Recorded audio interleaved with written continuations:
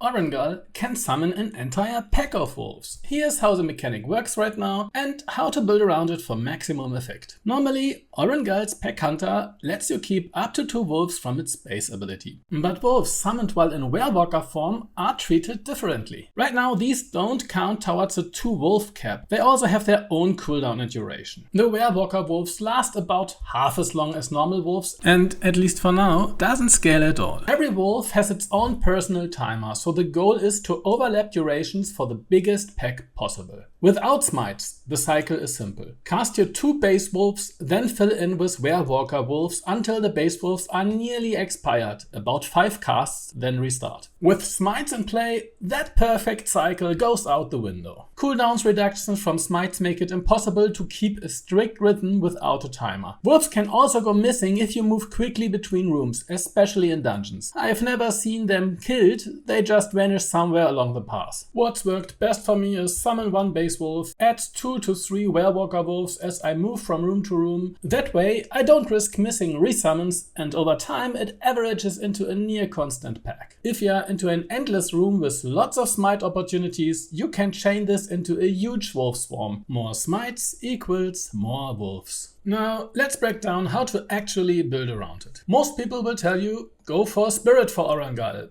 I don't fully agree. Right now, it really doesn't matter whether you build Spirit or Courage for ability impact. First is ability scaling. Base wolves last slightly longer with higher Spirit, but you will rarely wait the full 4.5 minutes to resummon them anyway. Werewalker wolves don't scale the same way. So when it comes to wolf duration, the real difference between Spirit and Courage is minimal. Now let's look at how Howl scales. There's still a bug where casting Howl while it's already active will put it on cooldown without refreshing the effect. You actually only need 15 Spirit, which you should take even in a Courage build, to have 100% uptime in theory. But because cooldowns vary with Smites, you can accidentally waste a cast in both Spirit and Courage builds. As a rule of thumb, if your arms are still glowing, don't press the button. In the end, uptime is effectively the same for both virtues. Now let's look at Attunement Caps. Hybrid or Courage builds will hit the Courage cap on Courage attuned weapons whenever you press Howl, thanks to its buff. Pure Spirit builds will naturally cap Spirit weapons. Either way, same end result. You are at your weapons attunement cap. Again, both virtues work out the same here. Now let's talk about Smites. You want the maximum number of Smites possible to get the maximum number of wolves. You can only smite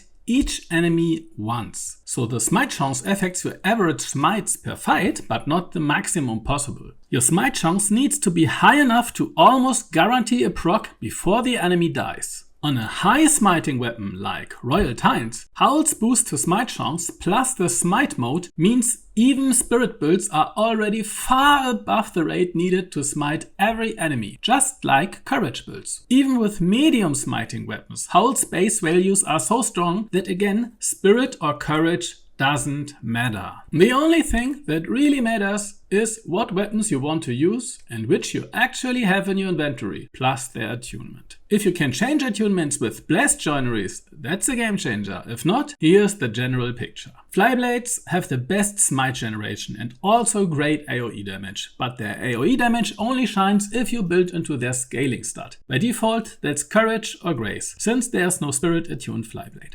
Both also have great AoE and single targets, decent smiting, but again, no default Spirit bow. Without a blessed joinery, you will be using the Courage one. Magic weapons only come in Spirit variants right now. No blessed joineries means you are going Spirit. Single target melee. Here is a wider choice. You don't have to go all in on smite chance. Weapons like Gathanan still have enough with mode plus Howl that you can take them over better smiting but lower damage options like Royal Tines, as long as you hit that 1 smite per enemy. Spirit or Courage here depends entirely on the weapon you want to use. So looking at bows and flyblades, the best Orengall gear is often not Spirit attuned. But as said, blessed joineries or your weapon preference can change everything. From a pure ability impact perspective, both virtues perform basically the same and will achieve roughly the same results. Pick the virtue scaling with what you have in your inventory and what you want to use. Playstyle wise, it doesn't matter. Just don't take Grace That's it. If this helped you get more wolves on the field, or if you found even better ways to stack them, drop your findings in the comments. And if you want more deep dive breakdowns like this one, hit like and subscribe. It tells me you actually enjoy this kind of game systems theory craft.